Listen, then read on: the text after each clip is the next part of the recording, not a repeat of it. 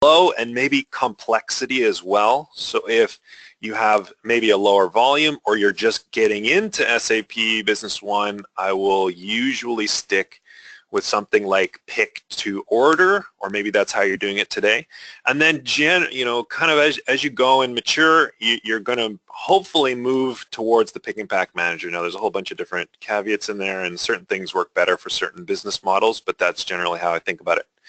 So if you see the stars there, generating a pick list from an order and a pick and pack manager, those use what's known as the pick and pack manager. So the first two are a softer method of picking, and then the last two are a little bit more formal.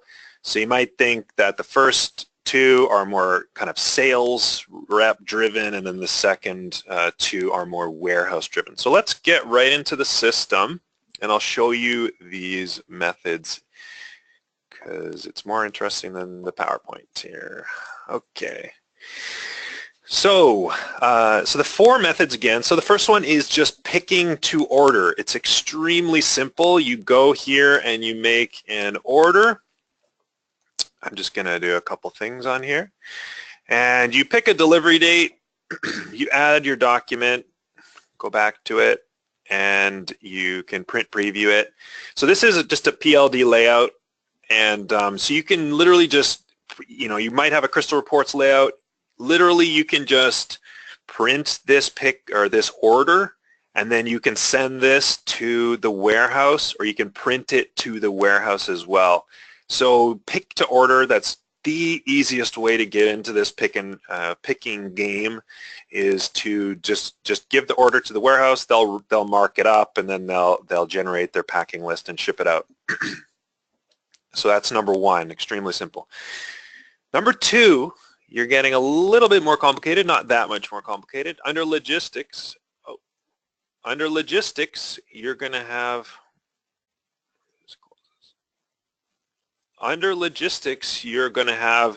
the print picking sheet, and the print picking sheet is another layout. So if you remember step one of just pick to order, and step two of printing the picking sheet, these are kind of soft ways of doing it.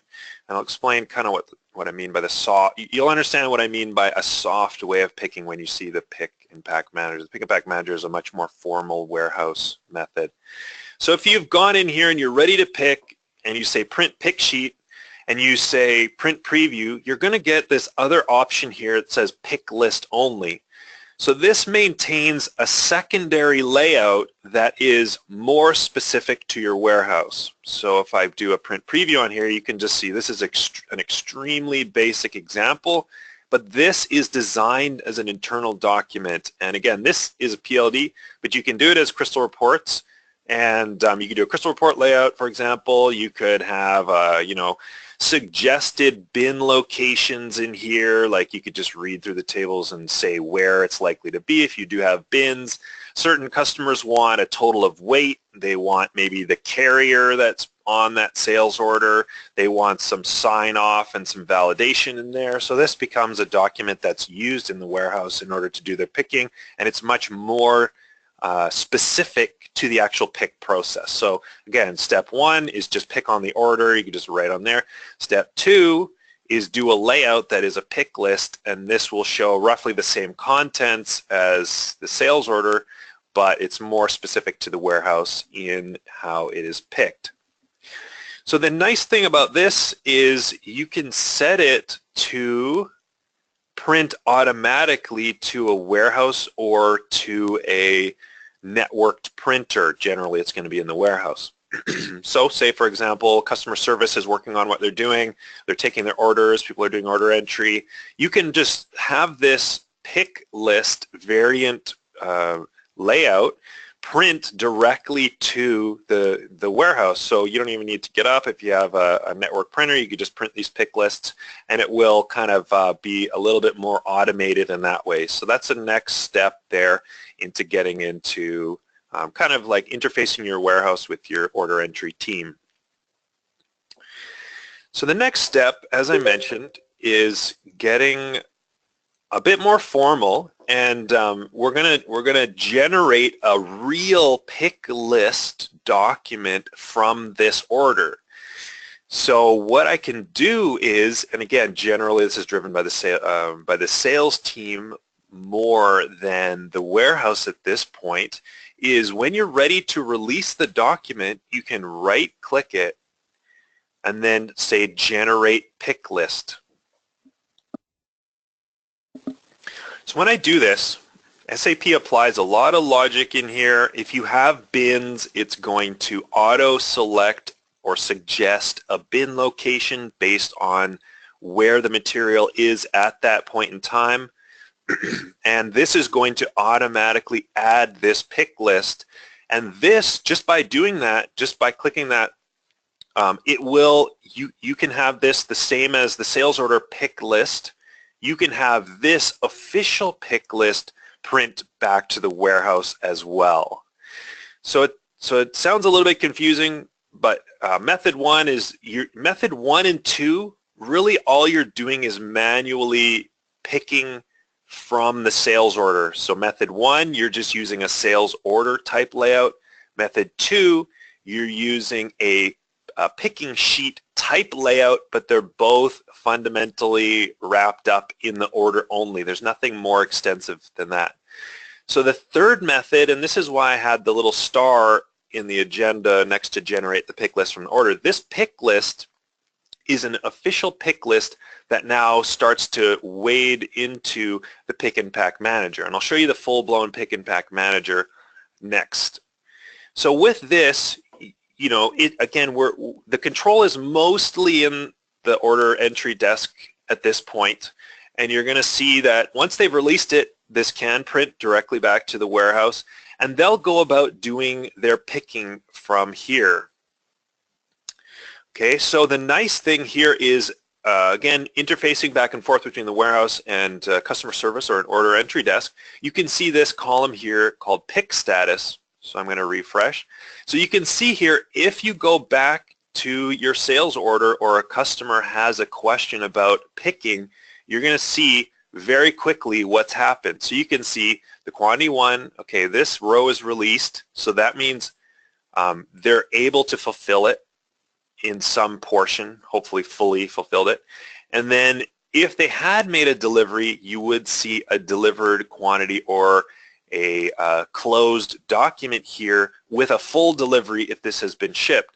So again, without, you know, somebody running back to the warehouse or calling back to the warehouse, the natural process of things that are happening are going to reinforce this and allow the team to work together very efficiently. So again, step three, you're starting to need to trust the warehouse a little bit more. And I find that when people are getting into the system, they have to kind of build that trust and build those processes in order to interface with the warehouse in an efficient, timely, and how do you say, you know, you just have to make sure that you give them the responsibility and you follow up and hold everybody accountable so that things are getting finished. Okay, you can right-click and show View Pick Lists. So you can see here what is happening. So if this was picked, you would see that it has been picked. So I'm not going to, actually I will pick this, so I'm going to pick it. Okay, I can show here, Pic Status, yes. And then once it's delivered, again, it'll close all this and it'll close the sales order and you'll be able to see the document relationship in the relationship map. So the most, I don't want to say complex, but the most warehouse-centric model is the fourth option that we are going to discuss today. So with that, a process here would be something like this. So you go sales order. I'm just going to do a very quick one here. Pick a delivery date. So at this point, you can have this document come in as not ready to ship. So you can make an order. Maybe you're still working on it with the customer. You're a customer service rep in this role right now. When the customer is ready to ship, you could have an order created and sent to the customer, but it's not ready to ship. So that blocks it from getting picked up from the pick and pack manager of the warehouse. So this is a good flag. You can have this come in as not ready to ship as well to kind of control the gates of when things are being pulled by the warehouse.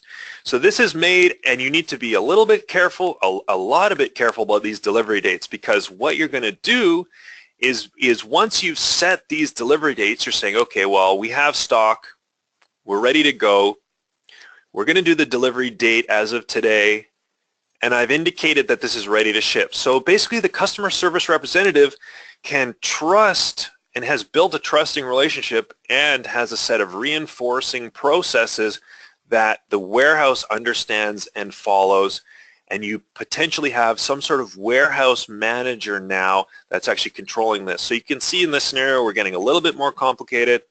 You now have a warehouse manager, your volume could be increasing, and your customer service representatives are now specializing in managing and controlling and taking orders and answering questions from customers rather than also playing a logistics role. So what you're going to have is once this is ordered, we're going to switch over and pretend we're in a warehouse management role. So the warehouse manager would come in, he'd go to pick and pack, or she, and click a pick and pack manager here, and you can select based on this screen a certain set of criteria that you want to see. So in this case, maybe I'm the manager of the general warehouse 01, so I'm going to check for that location. And I want to see things only with a delivery date past this time period. So in this case, in a real scenario, you could probably just leave this blank, but you could say maybe only up to the end of this week or only up to today. So you can say something like this, give me everything previous up until today. And then what you do is you won't see the future things because potentially like you won't need to necessarily work on those today. Maybe you just want to release what's coming up today. And this is where we need to scope it a little bit with you and see what makes the most sense. And maybe the customer service representatives only check that ready to ship box when they're ready to ship to. So there's a couple different ways of doing that, but we filter this. And because this is a demo system, I'm going to switch back to that. You can also pick, in this case I've been really sales order centric, but you can also pick for releasing to production orders, you can pick for reserved invoices, and you can also pick for inventory transfer requests. So I'm just kind of focusing on maybe the most standard way of doing it from sales orders. So I've picked what I'm going to do. I want to sort it by the delivery date. You're going to see a small selection here. And you're going to see what we have entered today. So 382, this is what we just made. So again, this is less focused on picking to order and more focused on fulfillment. So what you can say is basically just, you know, the warehouse can come in here, they can select all of these, and then they can say, okay, let's release everything that we need to pick for today because we're going to ship things out. And I'm just going to use the one that we've done today and release it to a pick list. So if say I did select everything as a warehouse manager, I've looked at what's available, the system will suggest what's where, and I'm going to release it to a pick list. So the pick list generation wizard will then let you split this by, do you want to pick it by the business partner, pick it by the document type, split it by the document, by the item group, by the warehouse or part of the warehouse.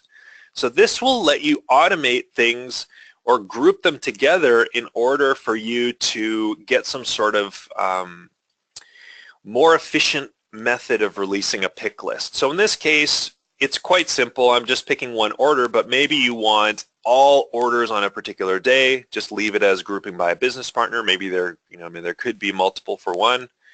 By document, maybe you want to still pick by document, but you're using a warehouse manager type. Maybe you're going to pick by item group, specific item, or again, parts of a warehouse. In this case, I'm just going to leave these blank. You're going to see it's going to suggest what is being released here, who the picker is going to be, and you can give the remarks. I'm just going to generate this. So when that's done, the pick list has been released. You typically want to have that set to auto print. So this would be set into the queue and you would have this auto print. So this would be from the pick list, and you'll see here. So this is what I just generated. I just released it, and it would auto print with Jason Butler's name on it, and then they would go around and do the picking. So again, if this had bins, this particular warehouse doesn't, but if it did have bins, it would suggest, based on several different methods, which bin that should be used, and to give you some direction of where to go. And if you use Crystal Reports, for example, you could do a bin suggestion little section there, so it could say, you know, 10 are in this bin, 10 are in that bin, etc., just to help you. Or again, it will suggest and it'll lock it there to make things a little bit easier for you to work with. So if we jump back to the sales order, again, we have Pic Status no, and then we'll have Pic Status R. So you can see that the pick status is there, and you should be able to see the exact pick list, yes, and what the status is of it. So you can see that it's similar to the third method, but it's actually more centric to the warehouse itself. So again, you have a little bit of a warehouse manager who's following up on these, making sure things are being picked properly, they're being staged. If you can stage things based on some sort of standardized procedure, things are getting pulled off shelves or bins or buckets or, you know, whatever's happening, put on pallets and packed.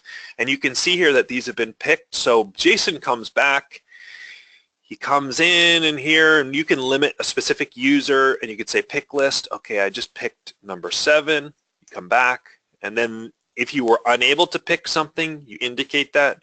If you were able to pick everything, you pick it all. So now you can see what's picked. So we just picked number 382. And with number 382, again, this is a very simple way of doing it, but we're basically picking to order with the Pick and Pack Manager. And now, you know, this could, you know, based on segregation of duties, you could have everything in a staging area, and the pick list could be there. And then Jason has, his only job is to indicate whether he's picked it or not, and he goes on to continue his day picking. Maybe you have a mobile device or mobile scanning device or mobile warehouse management device, and you've just gone 7, confirm, boom, and you're back and forth. And again, this is kind of for a large warehouse scenario, but you could just do the pick list directly from a mobile device, and we have options that way too. So in this case, it depends on the scoping, but generally you might have somebody responsible for logistics, or maybe it's the same warehouse person that picked it. They go back and they say, okay, this is all picked, and they check what they want to do, and you can create a manual delivery or these other options here. You can also do this from selecting it right from the release. So again, if you want to shortcut this process and just literally deliver from a pick list, you can do that as well. I forgot to mention that. In this case, we're going through the whole process, again, thinking high volume. You want to systemize this and think about it as a larger kind of organism rather than an individual order, and then that will kind of make your warehouse more efficient. So we're going to check 382, this is what we're delivering, and we're going to go to create. Manual delivery will pop up the individual deliveries that it's suggesting you make. Generally, it's going to group them based on document. Automatic delivery will make it automatically and it'll add them in the background, and then if the deliveries are set to auto print, then the system will auto print those deliveries. I'm just going to do a manual delivery. So if this was set already by the CSR, we see it's UPS ground. That's what the default carrier is. You could do that. If you do need a little bit more complex system, maybe you have to choose at this point what the carrier is or what you're going to ship it by, or add freight charges. Maybe, again, the warehouse is more responsible for that. You can do that at this point. But now what you're going to do is simply just add this document here and print out your documentation or bill of lading or whatever is required for that shipment. So we're going to jump back into sales order, and you'll see this is closed, picking is done, right click, you can view the pick list, everything, oh, it's all been picked, looking great.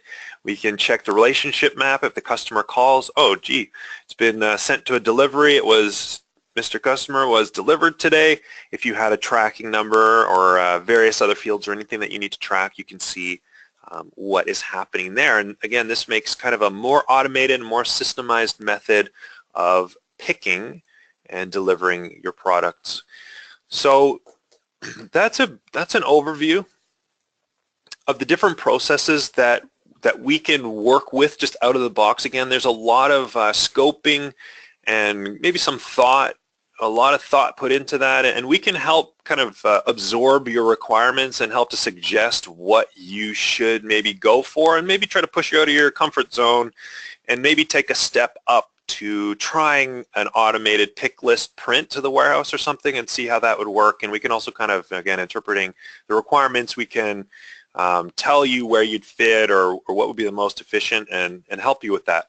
So again, picking to order, it's basically you print the sales order with a basic layout, sales order pick list. You're going to pick a pick list variant crystal reports or PLD layout from the sales order. Those are kind of the soft methods. There's no real document. You basically just pick it, and then the guy in the warehouse or a girl in the warehouse comes back and manually delivers it from the order.